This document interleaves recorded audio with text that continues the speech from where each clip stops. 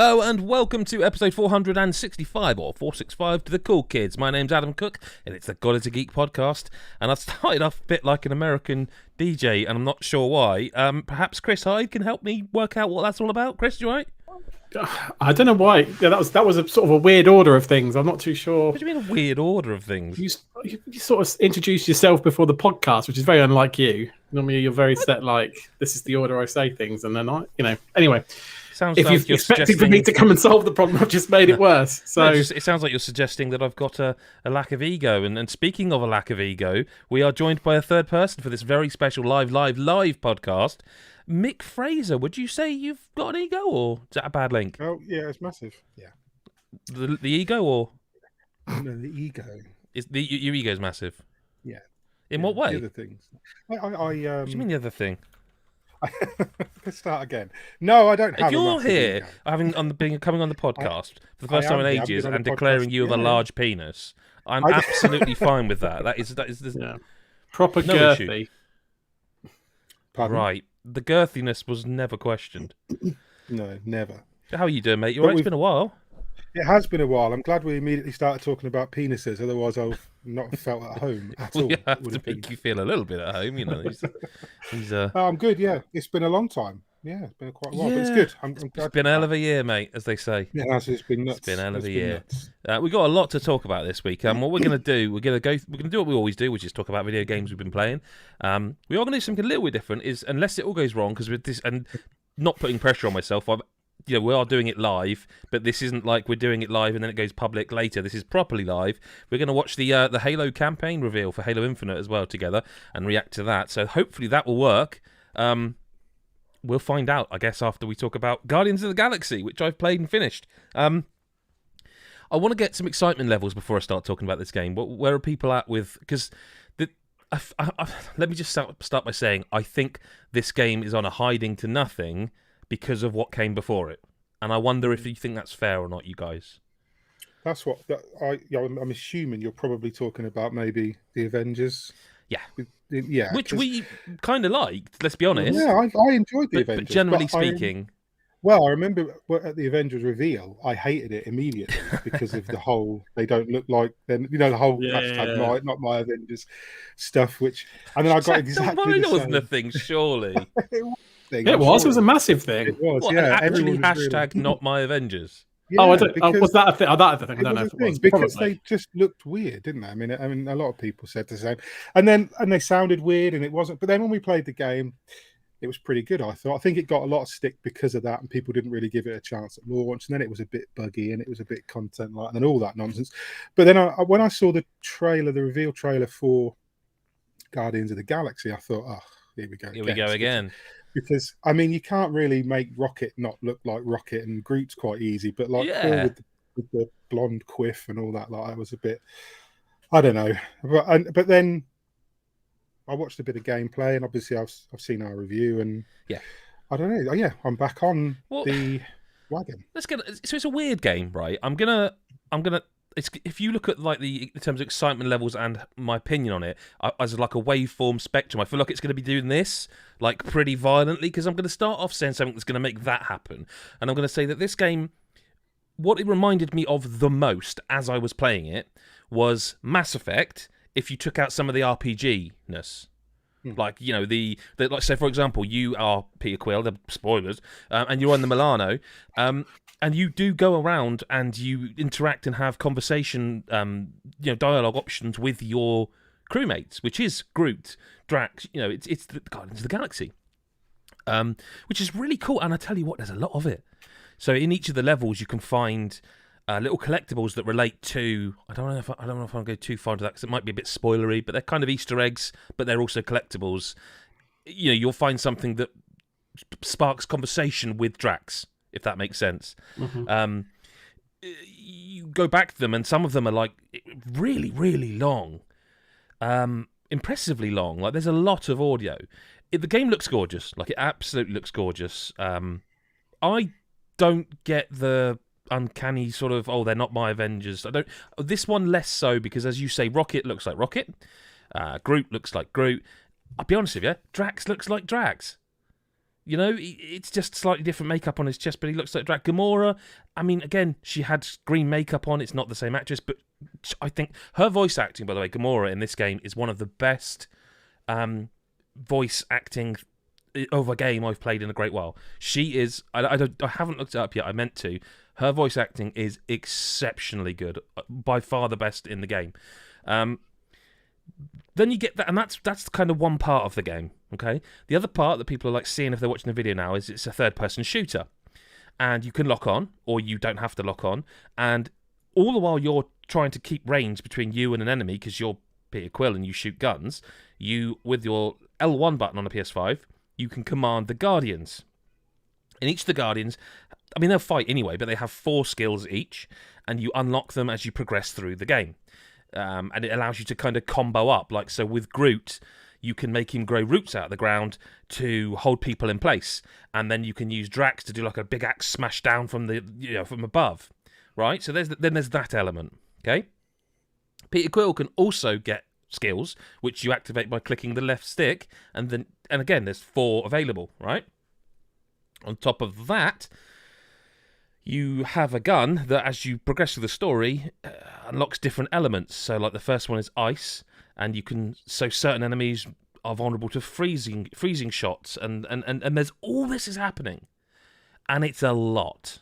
Like, it's a lot going on, but it's quite enjoyable. Like, it's quite enjoyable. Like, the combat is probably not the best part of the video game, and then there's another component to it where, and I tried to think of a game because I know games have done this, but like where, because you are only directly in control of Peter Quill, you will see, oh look, there's some vines I need to get through. I can tell Gamora to slash them, and now we can go through them. And like they've each kind of got different uses. Like Drax can smash through walls, but also pick things up and move them. Groot can make bridges or lift you up. They've all got 2 sort of uses each in that respect, outside of combat.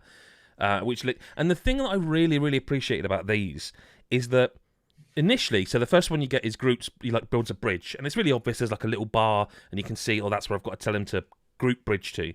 But towards the end of the game, you don't have to tell him anymore because the bond with your team has deepened in such a way that Groot now is just, oh, there's a thing, I'll put a bridge there. He knows, Gamora sees a thing, slashes it open, Drax punches a hole through, Rocket will just automatically go through like a little small vent because he can. That's cool. The story to this game's fantastic. Like, I know what you're saying, Mick, and I joked about the hashtag thing, but I do get it.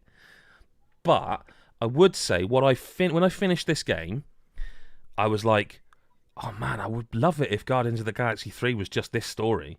Mm-hmm. Like, it's that good. It's that good of a story. Like, it's one of those where if you like your Marvel, you'll want to play it because the story's that good. And it is, like, it borrows, without delving too deep, it does do stuff that you will recognise. There are differing levels of fandom of Marvel. There are things, I know Chris White, as he was playing, that straight away he knew all about them from the comics, whereas it was all new to me. So there's that kind of every level of it accessible. But I absolutely loved the story. Loved the story.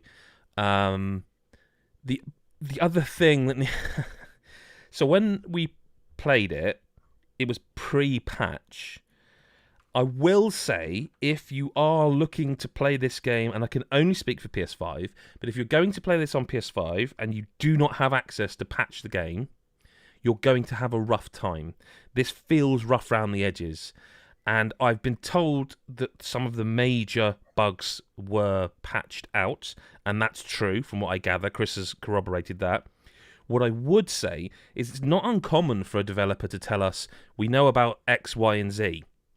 They will be gone when the patch hits. The patch hits, they are gone. Now, I'm not saying that that's an acceptable thing, because there are people who won't have access to it. And I finished the game before any patch hit, right? So it's doable. You can complete it.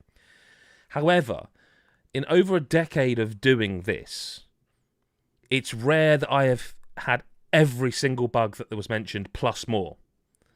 Really rare. And then had Chris go, I've had them too, which in the sort of terms of Q&A, often when you're told about these bugs in advance, it's because they're replicable, but they're rare. And I honestly can't think of another. I mean, Mick, you reviewed more games than me in the last few years.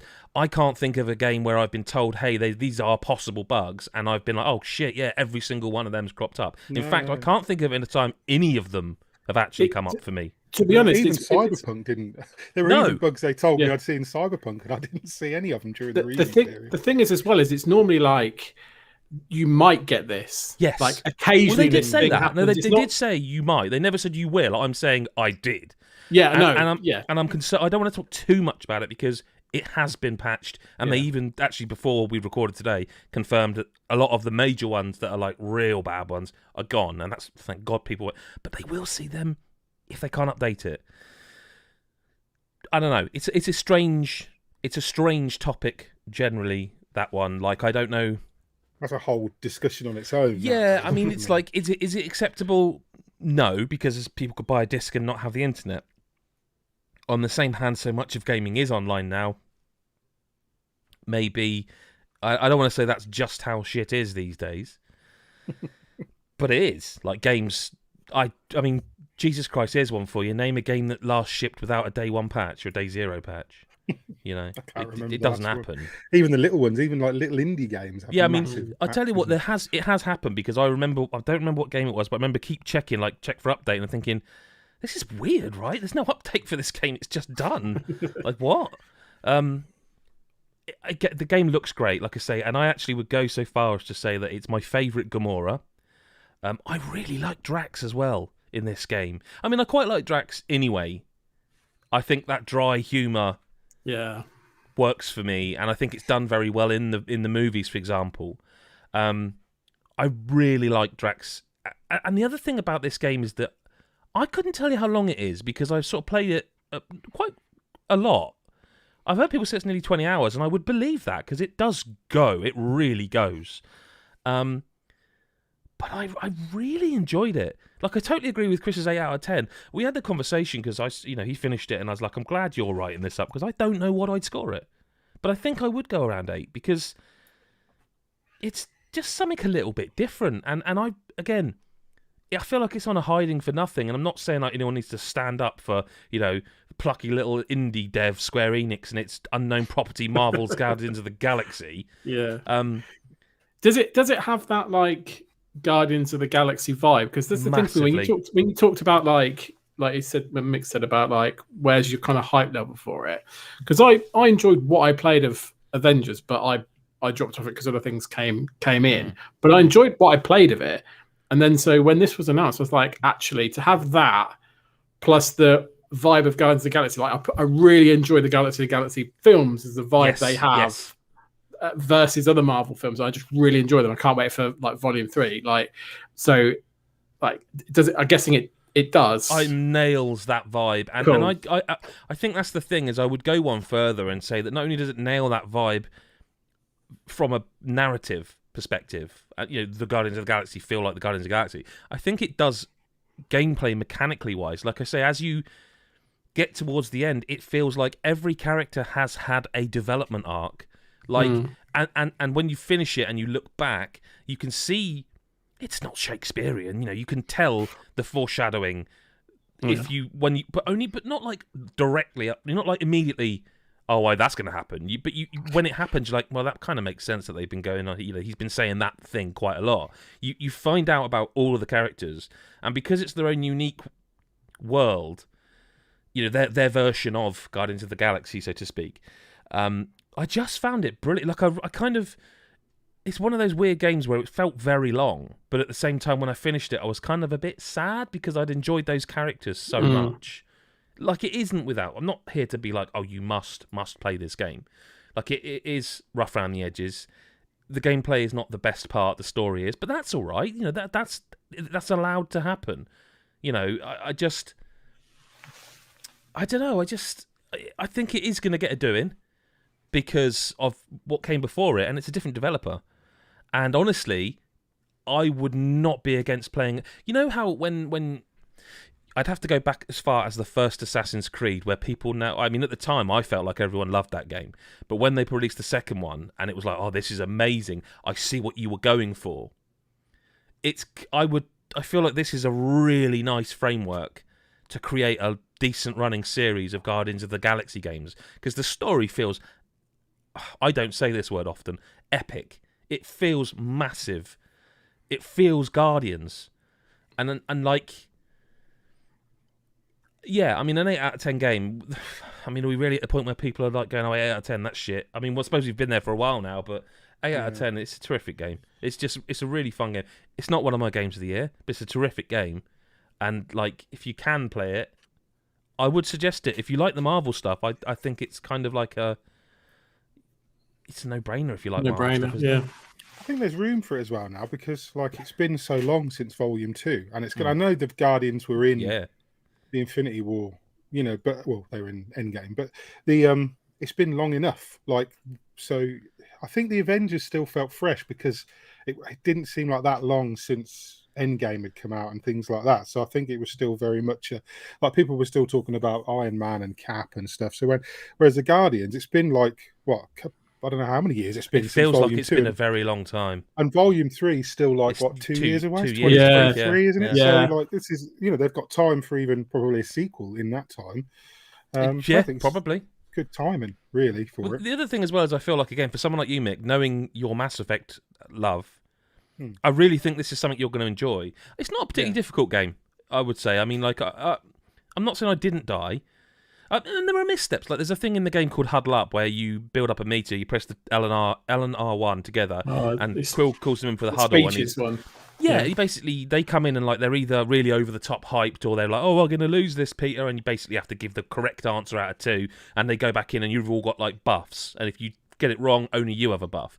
And I'll be honest with you, by the end of the game, I was pressing them by mistake because there's so much going on that controller that when I triggered them, I was like, because it's so annoying because like some of the dialogue was repeating, and that's another issue it had, is that there's certain characters where the dialogue, it's like, it won't make any sense to you, this line, but the one Gamora says where she says, having fun preying on the weak, like she said that so many times, I can still hear it in my head, and it's like, that's a weird, like, sort of almost AA thing in a AAA game. The music's excellent though as well, the music's something else, and more voice acting when it's not repeating is phenomenal. Like I say, that Gamora, I must not forget, because I don't know whose voice it is, but it is one of the best bits of voice acting in a game. Not that line, I mean, generally. But that's me for this bit. That's all I can talk about. There's plenty more, but that's all I can talk about, sort of. Well, you're going to talk later. Well, maybe. We'll see. Chris Hyde, what have you been up to, my friend? So I have been playing House of Ashes, the third in the Dark Pictures Anthology. Dark it looks. What's that?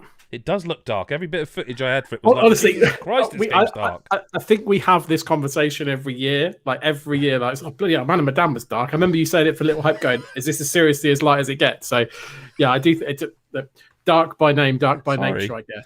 I mean, so there's a very good reason why this one is dark. And you're underground. Literally set underground. So, I guess top line for people that don't know the setting, it's set in 2003, I want to say, at the end of the Iraq War.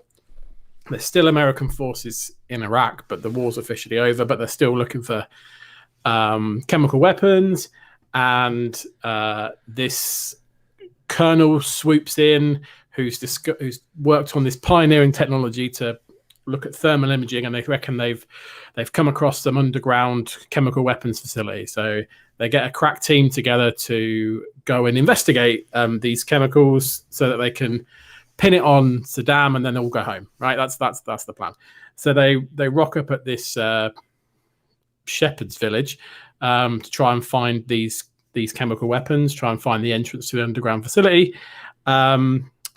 The Iraqi Republican Guard get wind of their kind of, I guess, assault and kind of come and start shooting at them. And then all of the firefighting kind of rumbles the ground a bit, for want of a better word, disturbs the ground, and holes start appearing, and you realise that there's this big kind of temple structure underneath, and all of our main characters and some extra ones fall underground, and they're stuck underground, and they've got to figure out a way of getting back up. But what becomes very clear after a good couple of minutes is they're not alone down there. You know, cue the scary music, whatever. It's obviously right. It's the third Dark Pictures game from Supermassive Games. That and Until Dawn is like the fourth in this type of kind of branching narrative game that they do. In some ways, it's very similar to what's gone before with like Man of Medan and Little Hope. You've got 5 main characters. You make decisions, you do quick time events, you follow the story, characters build certain relationships, and depending on what you choose in certain moments, different things happen. There's branching storylines. Some characters die and some characters live. Now, that's me being very top line about the story, but those elements are all there in House of Ashes. But it really does feel like a different direction to particularly the other 2 games in the Dark Pictures Anthology. The first off is obviously the characters and the setting. The first 2 games in Man of Medan and Little Hope, you've kind of got these kind of vulnerable people discovering this kind of eerie, unknown thing that's happening to them, and they're all very vulnerable and they're not sure what's going on, and it's fearful because of their vulnerability, and they and you're kind of if anything comes at them, they might die because they're just ordinary people. Whereas all these characters that you control, and there's 4 Americans and 1 Iraqi, all of them are like battle-hardened soldiers who have got guns and knives and flares and everything else. So you're like, well, first off, these people know what they're doing. They can handle themselves in any situation. Yeah. So straight away, you're like, okay, well, it feels a bit different because I'm not worried about these people as much. But then what the game does straight away to kind of counter that is within minutes of them being underground, it goes, what's that? And you see these creatures. So does this get going quicker than the others? It gets going. So that introduction that I just kind of top lined in terms of the story. That's a lot quicker, I'm guessing. That takes a little bit of a while. Mick, I know you saw the footage that I sent you. There's a fair amount of scene setting, and I'll come on to that in a minute. But once you get underground, it's very rapid in terms of this game is not scared to show you what you should be scared of and what they're up against. In Man of Medan and Little Hope, there's very much sort of like this eerie progression, this mysteriousness of what should I be scared of? Little Hope especially ramps it up very gradually. Yeah. Whereas this one's like, no, there's stuff down here and it's gonna hurt you. You need to get, you're gonna need everything you've got, not just these guns, to kind of help you out. And that instantly makes you go, okay, it doesn't matter how well drilled these soldiers are. This is a foe that's going to challenge them. So straight away, it's a different. Go. Don't answer specifics on this, but do they? Because I've seen enough of clips and bits and pieces of the foe you're referring to, which we won't, don't have to go into at all. No. Do they explain that foe successfully to you? Because that's one thing with these games that I get it, mystery, blah blah blah. But I found this part of the review really hard to write without spoiling other games in the series. But so the way I put it in the review and the way I answer, they definitely do explain it, and I think the reason why it's a little bit more successful in that sense than what's gone before is that it literally shows you what it is, and then you kind of learn more about it as you go in the story. It's not trying to trick you. It's not trying to surprise you and make you think it's one thing, and then go at the end and go, it was this all along. It's none of that. You just find out more of what's going on and piecing it together. But the thing you saw in the first 5 minutes of being underground is still the thing you see at the end. And yes, I will say, I did say it in the review, this feels more like a Hollywood blockbuster type story than maybe a story, like a book being told, like being narrated. This has got the setting, the characters and everything. It's clearly been influenced, and it's clearly got whiffs of things like Aliens and Predator, and it very much feels like a high octane AAA Hollywood blockbuster. And even the ending of the story, you could go, I could see that being a film, and whether you like that or whether you like a story that really makes you think. But there's very much that vibe, which is very different to how you're left up feeling at the end of Man of Medan and Little Hope. So, but it works with the fact that you've got those types of characters. I think if you had this very pensive, questioning. I like the ending. pensive, and you went straight. Yeah, like that. That was a nice little beard stroke. But if you had that at the end of a game that's all about, guns and bravado and it wouldn't hoorah kind of thing with Marines, it would clash. So it actually works really well. So in terms of that tension then, and the tension and release of these games, the question I have for you, right, and I know you'll be able to answer this because I guarantee you played this many times through. What's the best way to play these games now, right? Because they've been adding co-op so that you can do like the shared story and all that. I don't know if that's the right way to play these games. I know they're really hot on you doing it, but I feel like playing it if I'm to start this game tonight, should I play it co-op with you, or should I just shut the world out and play it alone? So I have very strong opinions on this. So there's two I guess multiplayer modes that have always existed in these games. Yes. One is shared story, which means there's movie night where you literally pass the controller. You can have up to 5 people, and you can assume each of the characters, and you control their decisions and their actions. Right. So it goes, so and so's on screen now. You pass the controller to that person. I would say if you're playing it for the first time, you either play it on your own, or you play it in movie night so that you go in blind. There's no point in playing it in movie night if you know what's coming, because you can that person in the room that spoils the fun, and you're not going to be surprised when everyone else is. So if you're going to play it with other people, play it in movie night first. If you're not going to play it with other people, play it solo. I personally don't think playing shared story, where, just for people that don't know, shared story it's an online co-op where one of you sees one half of the story and the other person sees the other half, and only if 2 characters are both on the screen at the same time might you see the same thing. So you could miss big chunks of what's going on, because if 2 people are doing something at the same time, you only see your perspective, so you don't necessarily see what the other one's doing. So if you play that for the first time, you're going to have more questions than answers. Whereas at least if you play it solo, you see all the bits that you're intended to see yourself first. But definitely play shared story, because then you see, because the thing about shared story is there are certain parts of the story where there are 2 characters working together to achieve something, and you can only ever control it from one character's perspective. So the shared story shows you it from, maybe there's different quick time events from another character's perspective, or so you're completing the bits that you're just seeing on screen rather than that. So definitely should do that and fill in some extra gaps. But definitely that's the way I would always play it, and the way I always advise people. The one question everyone always asks about these games is how to keep everyone alive, isn't it? Well, it's very, very much how to keep everyone alive. And if you want to find out how to keep everyone alive on House of Ashes, there's an excellent guide written by yours truly on godisthegeek.com. So hit that one up. Even if you don't want to know, even if you don't want to know, can you click it anyway? Because he took just click it, a lot of work. So just click it and get all your family members to click it. Exactly, and then just go back and revisit it every day. Every day. The question that people ask, though, generally is, how linear is it versus how much of the branching narrative is it? Like, so do your choices actually make a difference to the story? Like, is it vastly different, or is it just? I think they have been for a while, though, haven't they? I think. No, yeah, but in this particular game versus the other ones, it's what people want to know. Like, what type of story I'm going to get. Now, with this story, and the reason it tells a story and doesn't try to trick you, and it therefore has key beats that it has to tell, because it's got literally, it's building something, and it's the same with all the games. But this one in particular, it has to end in a certain way. It obviously starts, and so there's key things in the middle that have to happen, and so there has to be certain characters alive because they have to do things later on. And so there definitely, from all the playthroughs I've played, despite being an absolute, arsehole or trying to miss all the QTEs, trying to kill people.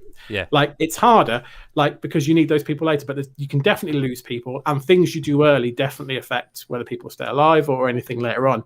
And it's interesting. It's only when I was playing it through again to keep everyone alive for that guide on godisthegeek.com for the third or so time, I was actually thinking there's not actually that much variety. There's a bit of variety in the cutscenes and things. But it was when I played it together for the third time, going, right, keep everyone alive. This is going to be great. And I did. And I saw so much stuff that I hadn't seen in my other 2 playthroughs. And I was like, actually, this is really clever. I'm great, me. I'm fantastic. I've written, but I guess the point is that guide, again, not to keep going on about that guide, but it's quite involved in terms of how to do it, or the way I did it. and that's because there's lots of puts and takes that you can either experience or you don't with the game. And yes, normally it's all about avoiding death, but there's actually in this game one character. There's actually 3 different ways to keep them alive, which I don't think I've ever seen. Normally, keeping someone alive is just not making them die. Yeah. Whereas in this game, there's like 3 different ways to keep them alive. Yeah. So that's really interesting. I've not sort of seen that before. So it does look like it's trying new things.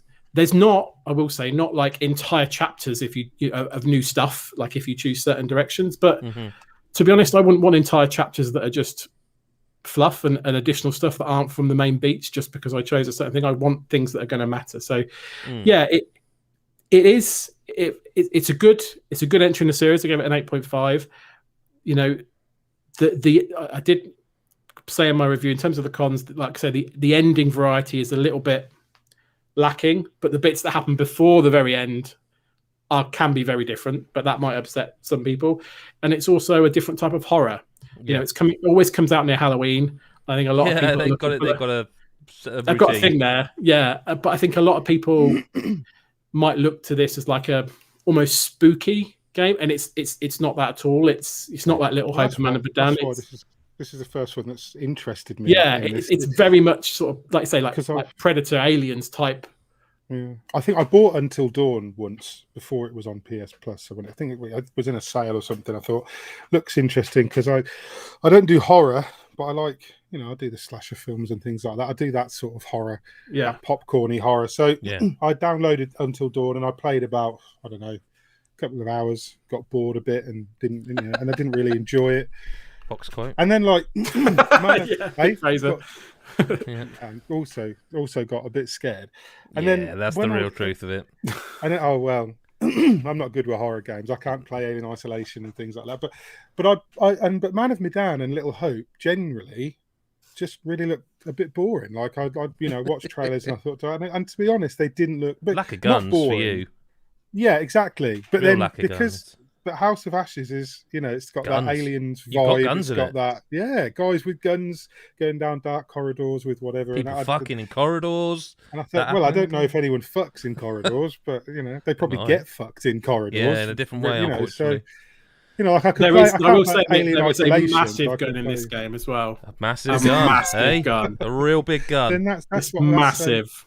I'm already hooked. See, so now and a woman can get hold of this massive gun as well. Really? I think we should everywhere. I think we should talk about something else. Okay. I'm going to get excited now. No, and that's why we need to stop instantly. I'm going to ask where she puts the camera. Yeah. Other video games, Christopher Hyde. I don't often joke as if I don't know what you've been playing. I feel. Well, I was going to say partially responsible. Entirely responsible. This is entirely yours and Mick's fault, right? So I've been playing a little bit, read a lot, far too much of my time this week on New World, which I'm completely blaming Adam and Mick's fault for because they got me into it. They said this will be fun. We'll all go on. We'll start together. We'll all start playing, and it'll be great. And it's don't blame me. Blame I'm Jake blaming Tucker you entirely. at NME. Mick He told me this was great, and I played you. it. It's his fault, not mine. He got me to play it, and then I got you to play it. I didn't start this. No, but you were an accessory, and you're the reason that I got hooked. Like I say, anyway, partially responsible. So we started playing. It's for people that don't know. It's new fancy MMO from Amazon. Which I would say, by the way, instantly when people hear the Amazon part, I think they go, and I will say don't because actually this is great. Well, maybe do, People maybe don't play that. Okay. Don't play it because you won't play anything else, and then they haven't forgotten that Crucible, though, have they? People, that Amazon. Yeah, and I've seen that a bit on the Reddit. That's how deep I am. I'm into the Reddit of this game as well now, and I noticed a lot of people said, "Don't worry, they're not going to fix it in a couple of months. It won't even be out." And you're like, no, don't, because I like this game for a change, a lot. Please, it's an MMO, right? Yes, and I think this is why I tried it, because a lot of times, even with Final Fantasy hang on a minute. 14. 14? Yeah. I have tried that, and I liked it. I'm not prepared to pay a monthly subscription for a game. I don't have time for any... There's no game I play enough of on a monthly basis I would pay for. This isn't Netflix, where it feels like a kind of like, like something you should have. I would not play it enough. So because of that, I don't start them. There's no point. There's no point me trying an MMO. It could be great. Doesn't matter. I'm not going to play it. This is one and done. You pay for it like a video game and it's yours. And that made me go, well, if it's good, I can just play it whenever I want. Which I have done. Quite a lot. Not as much as you though, Chris. No, not as much as me. Which It's interesting though, because I remember I played the first couple of hours with the three of us. Yes. And I really didn't like it after that first couple of hours, because basically what happens is you start the game in one of the starter areas of the map. The map's massive and it's split up into about 10 areas, something like that. I don't know, I haven't counted. But some of them, they're high level areas that you won't go into till the late game. But there's 3 or 4 starting areas that you could start the game in, and there's a few tutorials before you get into the game proper. And I didn't realise this, but I started, and Mick and Adam started in the same area, and then there's me, what may as well have been 75 kilometres away, on my own, not knowing what I'm doing. Adam and Mick on the chat. Where you started. Adam and Mick having a great old time together, enjoying the game together, going, "Oh, this is good. What are you doing?" And me just potting around on my own, not having a Scooby-Doo. So what's it is going random. on. It is random where you start. Oh, I think it is. I think characters. Yeah, I know. All started in the same place. I know. Yeah. I was shocked as you. It must be random because you were like, "Why are you there?" You were like, and I'm like, I don't know. I've just started. I've played less of this than you. I don't know what I'm doing. Yeah. So I'm near a ship. So I came off of it and I was like, I don't know if I like this because it's by the time we finished that session, I just reached you. Yeah, there's a lot to take in at the start, like because obviously there's lots to it. There's lots to any sort of MMOs. It's like, okay, there's a lot to learn. Fine. This compared to a lot of them though, that I didn't find.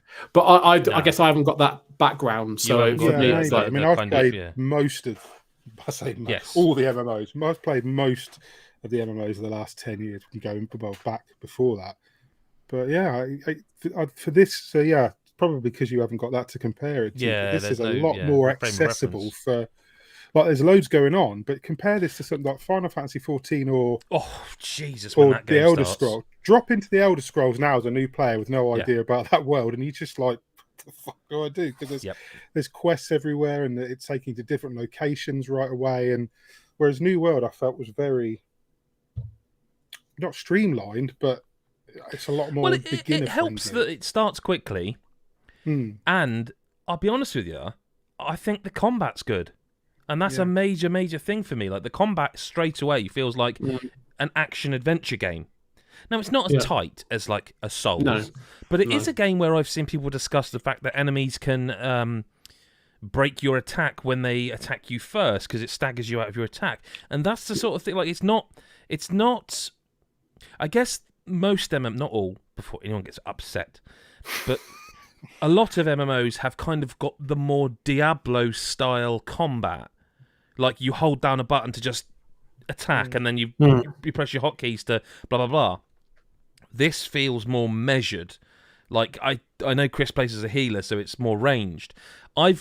So each weapon has a mastery level as well as your main. Everything's got a level, whether it's wood cutting. Everything in this game has a level, and everything has a purpose for leveling up.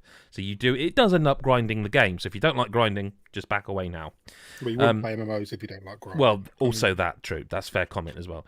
But the combat instantly feels malleable to me in that, like, I for example, I keep forgetting I can block.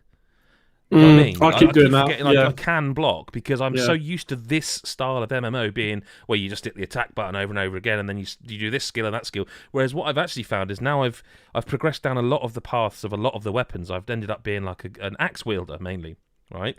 And what I've found is that by using the skill tree, I can now... I've got a move where I sort of pull them in, which you might have just seen in the video, which now I've buffed with a spin attack. So it does a pull in, then a spin attack, and then I press my Q, which is my like massive over the shoulder sort of swipe. Then I go into my normal attacks. and then you block and blah blah blah, and then they're dead most of the time if you're playing. And like that, just that small example, I think, yes, I don't think that a lot of the other MMO stuff is particularly new or unique, right?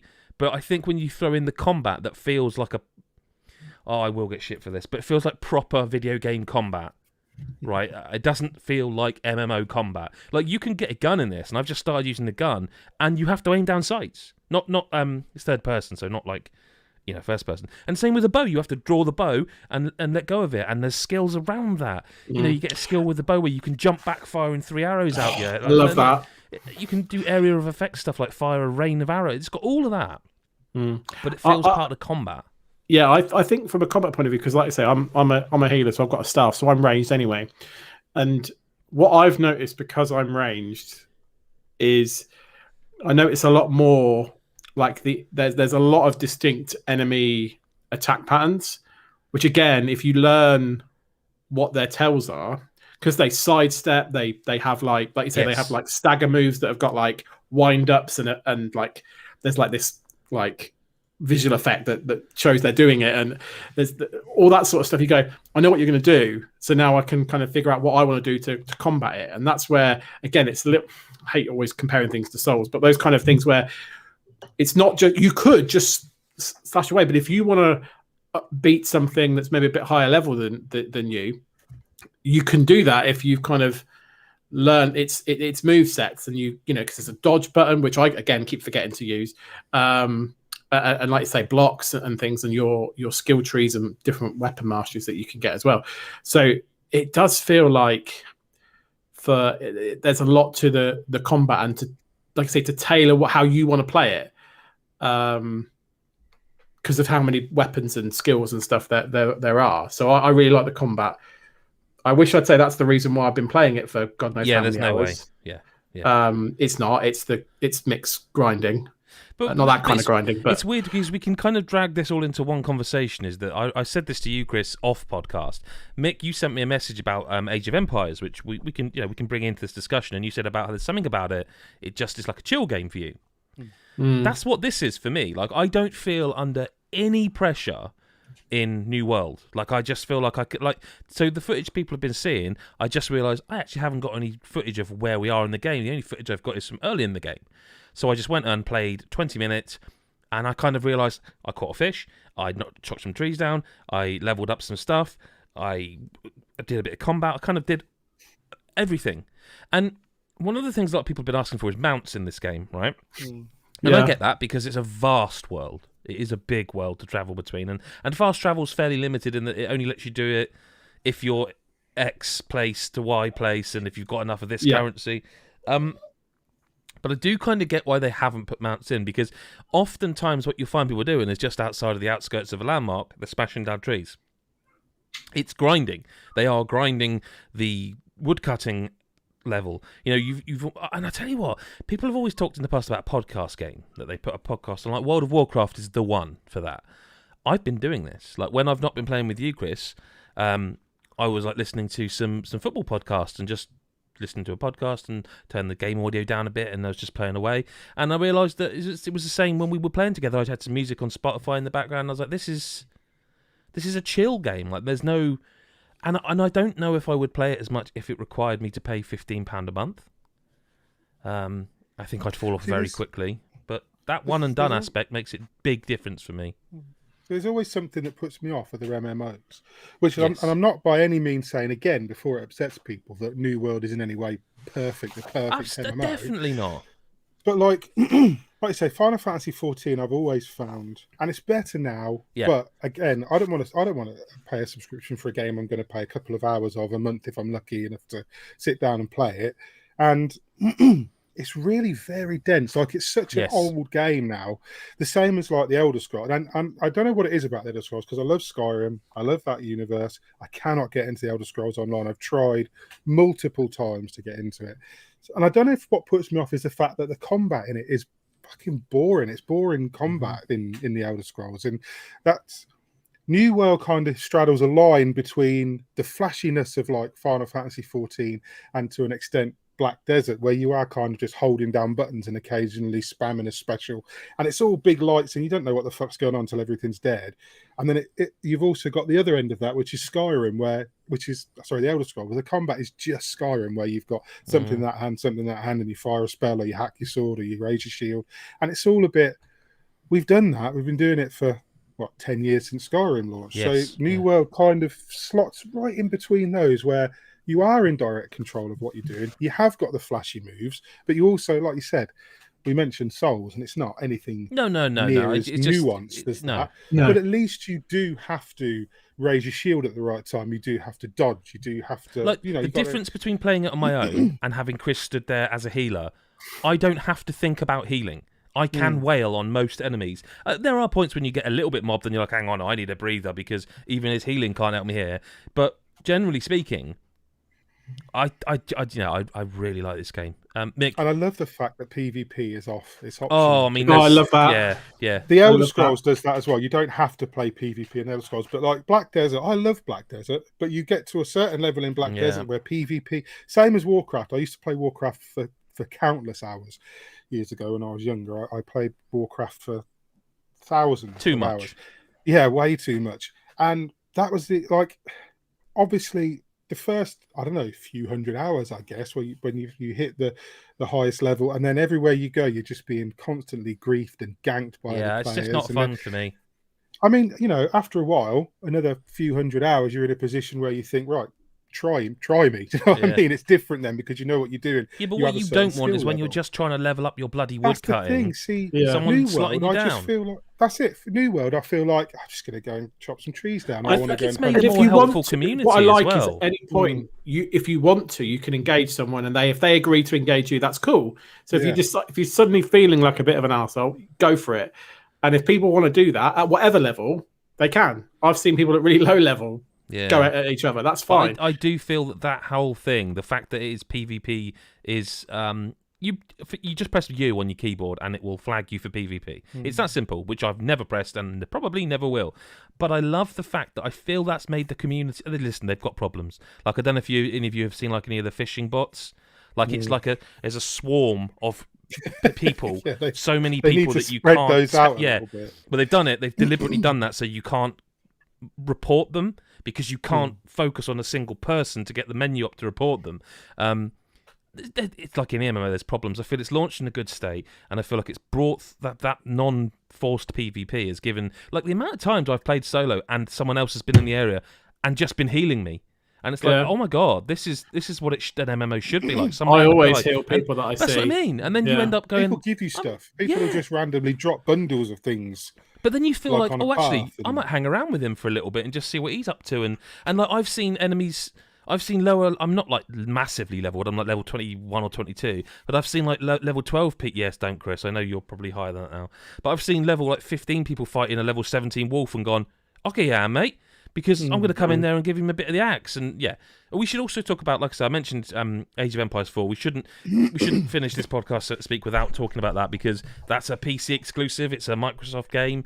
The review's gone up as we speak today. I've completely forgotten what score you gave it. I want to say 9.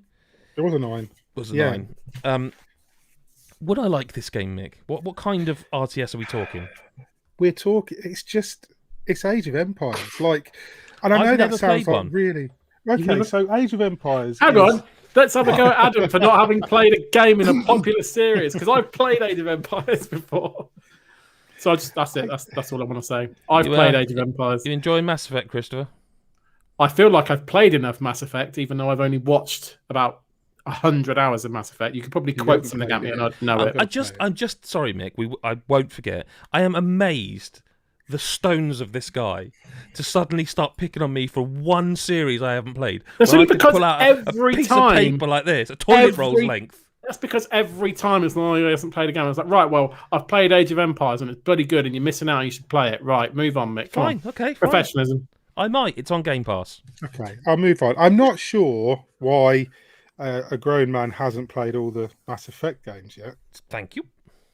That just seems bizarre to me. I feel like I have now. Yeah, to be fair, you can't. I really feel like I have.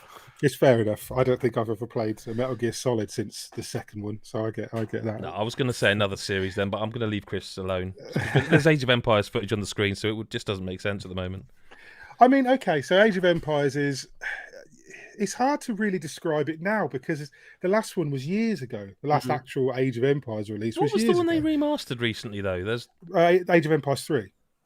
That's what they've been going through them, haven't they? And then yeah, they did. See, Because I reviewed it, and it was good. It was good to go back and play Age of Empires 3 with it. It had the the new graphics, or you could switch to the old, so the gameplay was still the same. And it did fun. It did feel kind of not old, but I mean, I think Age of Empires 3 was like 2005, if I remember from. But this looks like another one of those games. I can't fit any more of these into my life. Yeah, this is it. I mean, it's the thing for me. Yeah, it's a big, long, slow, plodding game in general, but like Age of Empires has always been about conquest and less about sort of diplomacy, less about the global economies and things like that. Some of like Sydney Civilization even is probably more in depth than Age of Empires. But like, is it like that? Is Age of Empires like Civ? Yes, it's a Civ sim, but it's more. It's more of an RTS. It is more focused on build up a strong enough force, defeat the opponent. Like it's not like what's the one I reviewed a little while ago? Planet. I can't remember. No, the King's Bounty. No, that was Chris. No, I can't remember. Total War? You do any Total War? No, it's gonna really bug me that I can't remember it. Oh, but I know which one you mean. Oh God. Move on. We'll get to it. Yeah, but that game, which one of us may remember, Crusader Kings. Okay, yeah. I think it was Crusader Kings. That's very much about the nation, running the nation, the diplomacy, the skullduggery, and all that lot. Age of Empires is very much focused on you start as a nothing little village with sort of wooden huts and such, and then you progress through. It doesn't go all the way through like Sid Meier's games where you get to the space age and stuff. This just has 4 ages, so it starts off in like a Bronze Age type, and then it gets right up to sort of the Imperial Age, which is, I don't know, I guess sort of ancient Rome, sort of, where they've got aqueducts and things. It's a little bit more advanced, but it's not as much of a chill game. Like I find RTS games and civilization games and sort of city builders or world builders, I find those really relaxing generally. Like I always think I don't really fancy that, and then I play it for a couple of hours and I'm in, and that's it. And it's near enough all of them. Like even talking like little ones like They Are Billions and things where I just I just got hooked and I was like, I love this. And Age of Empires is the same, but I haven't played an Age of Empires game properly. Like I said, I reviewed the remake of 3, which was kind of just like, I'm just playing 3 with better graphics. So I didn't play it for long after the review was done. I played like a fair chunk of it. But after that, I was like, I moved on because I've done it. I played it when it came out years ago, when it was new. And so it's been a while. So to ask, like, what kind of game Age of Empires is, it's exactly that. Like, they do. And I said it in the review. There's an element to this game where you feel like they've just gone, fucking Age of Empires, isn't it? So I mean, like, do you know what I mean, though? Like, yeah. Do you know what I mean? Like, if someone makes a comeback, if some big comedian has been off stage for 10 years, makes a comeback, or a singer, and they come on and just do their thing, and everyone goes, that's what we paid to see. That's exactly it. Like, since Age of Empires 3, there have been so many tiny little and big gaping innovations, like between, I mean, the number of RTS and city builders and Civ games over the last 10 years is phenomenal. Like, you don't realise how many there are till you start thinking. And you have got things like Stronghold and Crusader Kings and things like that are very different. But they've all taken this stuff that, not Age of Empires wasn't the first, but it was the first one where it was just like, this is about building your nation to be the most powerful nation and then wiping everybody out. It's not like there's no diplomacy in it. You know, it's not about going and sending people peace treaties and offer. It's just about getting a big army and then fucking everybody up. And it's always been that way. Even Age of Mythology was like that. So it's that sort of game. So as a result, it's kind of not as relaxing because there's always a threat of invasion. You're always a threat, like constantly you're being attacked by something. Especially if you're playing skirmish and you've got a couple of enemy nations going on and you're playing it on like the standard difficulty, you're constantly going to be on the back foot. You can't produce units sometimes fast enough. There's a lot of strategy and a lot of tactics involved, and you've got to try and think ahead. So it's not like a traditional, I say traditional, Age of Empires. It's not like one where you've got to have it, like you've got a research tree. It's like, right, I'll research that, then I'll research that, then I'll research that. It's a bit different to that. Like once you've built everything that you need to build and you reach a certain point, you progress to the next era, and then you start doing it again, and then you progress to the next era. And unlike a lot of them, it's not just a game where they go, right, here's a nation, now build. This has got missions. So there's 4 campaigns, and the campaigns each have set missions with set objectives. Right. Conquer, like if you're the Mongols, you've got to take out and get over the Great Wall into China and invade them. Mm-hmm. If you play as the Rus in Moscow, you start off as Moscow's just like a little village, and you've got to build it up into the great nation that it is to withstand the Mongols. One of them, the 100 Years' War, is all about Joan of Arc, and it tells the story of Joan of Arc. And Age of Empires sort of prides itself on that. It's very much not like Age of Mythology is a very separate thing. Age of Empires is not, you're not suddenly going from a little town into, because I played like Humankind. I don't know if either of you guys played Humankind this year. Humankind is the weirdest fucking RTS or city builder ever. It was really good, but the way that was a Sega one, right? Yeah. So what you're describing here is why I haven't played Age of Empires. There's a lot of these games now. Yeah, that's the thing, and like Humankind did stuff that was so different in terms of like how you build because you just start off as whatever, and then you just progress into whatever. Like you start off as the Incas. That one looked very dense to me. Because you start off as like Incas, and then you can just advance into being the British Empire, and then you can just advance into being like India or wherever, and you take all these and you keep certain traits and certain things from the nation you were before. And you come out with some stuff that's really unique. But like the weirdest thing about that is you can look at your nation in Humankind and you're all in like Roman villa type buildings. And then you go into the next country and they're in skyscrapers with it's really modern. They've still got like horse and carts on the streets. If you zoom in and stuff, very bizarre game. But it did what a lot of these games do, which is innovate. It went, well, everyone does that, so let's just do this. And some of it works and some of it doesn't. Age of Empires 4 kind of just went, we don't need to do any of that because I'm Age of Empires, right? So, but it works because I missed how not simple, because I don't want to no, but I know what you mean. But how straightforward it is to be playing an Age of Empires game again and not wonder like what happens if I do this or what's gonna like just know I'm gonna advance to that, and then I'm gonna advance to this, then I'm gonna build one of these, then I'm gonna make this many soldiers, then I'm gonna go over that border and wipe out that town, then I'm gonna go and do the same to the next one and the next one until the map's mine.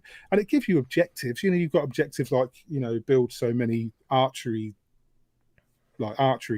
training facilities and things like that. But all in all, like most of the objectives are build up a strong enough force to take out this village, build up a strong enough force to wipe like the Mongols in it. So it's a standard strategy game in that you've got wood, food, gold, stone. They're your resources. That's it. Go and get your resources. So you start the game with a village, you build a lumber yard, you build a gold mine, you build all these things that are near your village, and you build a wall around it to protect it and slowly build it into a town and a city and what have you. But this game is so... I lost the train of what I was saying then, but it's like... It's because you know what's coming up. You're excited. That's... Yeah. But this but I guess it's just that like... Yeah, sorry. That's what I was saying. So the way this game is quite clever is that the Mongols, they are more of a warlike people. Like they were generally barbarian people. They, so... you even though you can still get resources from killing sheep or chopping down trees, you get resources every time you burn down one of the enemy's buildings. So like the onus is not on sitting in your camp and fortifying it and building it wall. It's about taking your army out and just wiping out as many people, as many villages as you can. That's how you get stronger. So So it's cool. It's got some little nuances, but nothing that you would call innovation. It's just very much Age of Empires. And I'll tell you what, it does one cool thing that I'll say before I finish, which is it does these. So it tells stories. So it tells a story of Joan of Arc, 100 Years of War. It tells a story of the Mongol invasion of China. It tells the stories of the rise of Moscow and the Norman conquest of Britain. They're the 4 campaigns. In between the missions, you get this like BBC style documentary with it's like real world stuff. Like it shows you the city of York and it's in the streets, but then it overlays like the city of York with castles and men fighting and like it shows you like how they got into York and where the defenders were, and this woman narrates it, and she's just really good. Like she's really clear and concise, and it's just like watching something in history class. So if you're not into that sort of thing, you'll skip it. But if you're into the history of it, because they're quite, I mean, it's got artistic license, but they're quite close to this is what happened. This is if you like that sort of thing, it's really cool to just sit. I mean, I ended up sitting there just watching them tell me about the Norman conquest of Great Britain. I did the same again with the invasion of China. So it does do some cool stuff. Yeah. But yeah, it's Age of Empires. And if you like that sort of thing, you'll like it. Yeah. That's fair enough. Right, so we're not doing this in a correspondence this week. We're doing something a bit different. So I'm going to give Chris and Mick a chance to get prepared. What we're going to do is hopefully show you the just today released Halo Infinite single-player campaign reveal, I guess. And we're going to show you that, and we're going to look at it. And I've watched it. I don't think the other guys have. Have you? Nope. No. Okay. Right. So, with a bit of luck and the grace of God, people will be able to hear it as well. Here we go. We're in.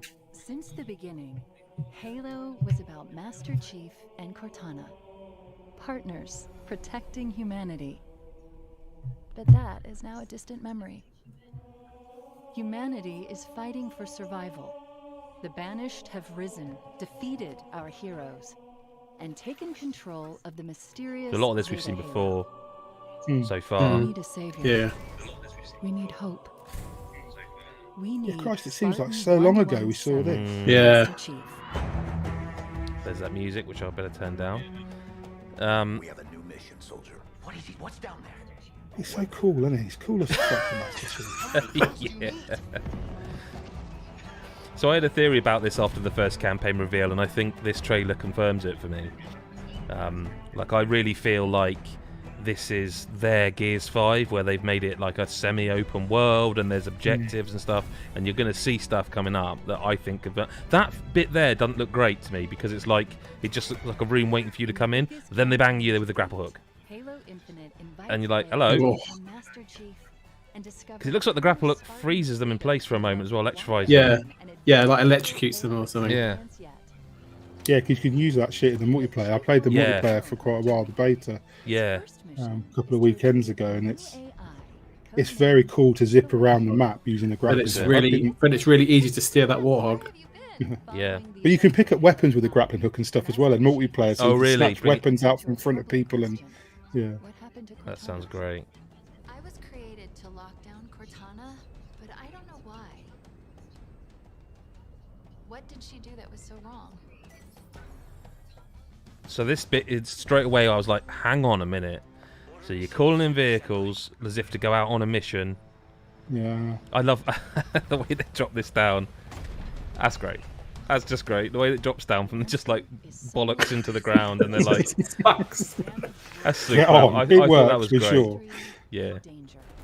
But like this to me looks again. I mean, it looks great. It looks lovely. It really does. Look at this though. Every turn, the Banished are hunting Master Chief and remnants of the UNSC. Victory is already ours. We will meet. He was shown before. Does that link into Halo Wars somewhere? The Banished. It must do, mustn't it? My Halo lore. I don't remember. Remember the story to Halo Wars. You can play it. It's on Game Pass. That's the point. Go get it.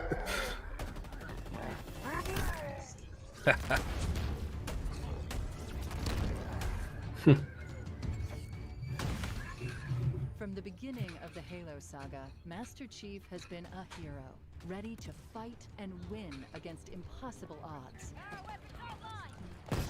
I tell you what, Safe now. it looks so. Oh, this is going to sound really stupid, but it's so Halo, isn't it? Like I know, yeah. like Halo 5 was quite different at times, and I didn't really like Halo 4. I didn't like the Promethean enemies and stuff in Halo 4.